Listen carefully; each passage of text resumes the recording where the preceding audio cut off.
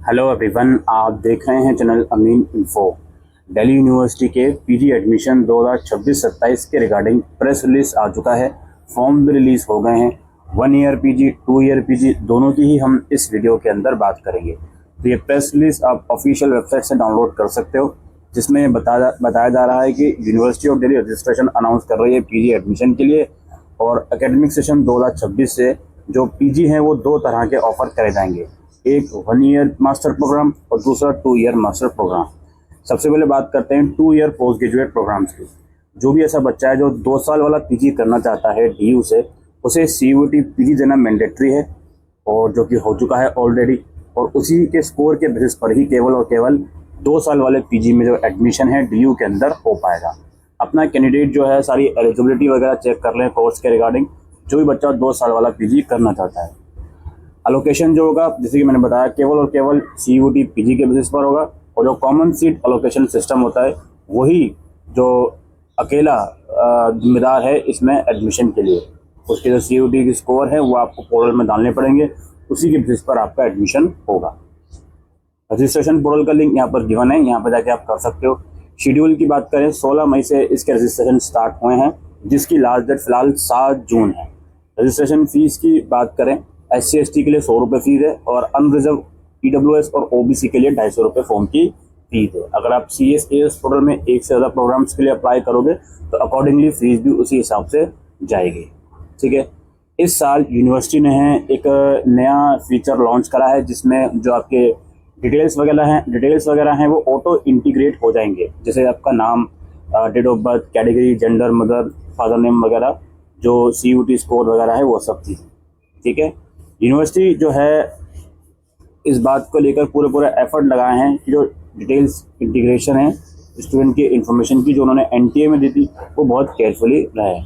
This is the hassle of managing duplicate data. मतलब basically बार बार unnecessary बच्चे registration करते हैं, उससे बचने के लिए ये चीज़ें लागू करी गई हैं।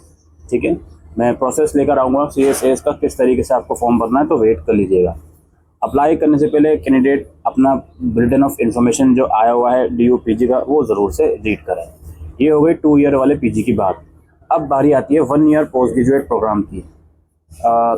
ये जो 1 ईयर पोस्ट ग्रेजुएट प्रोग्राम है, ये NEP स्ट्रक्चर जो आया था पीजी का, उसी के बेसिस पर होगा।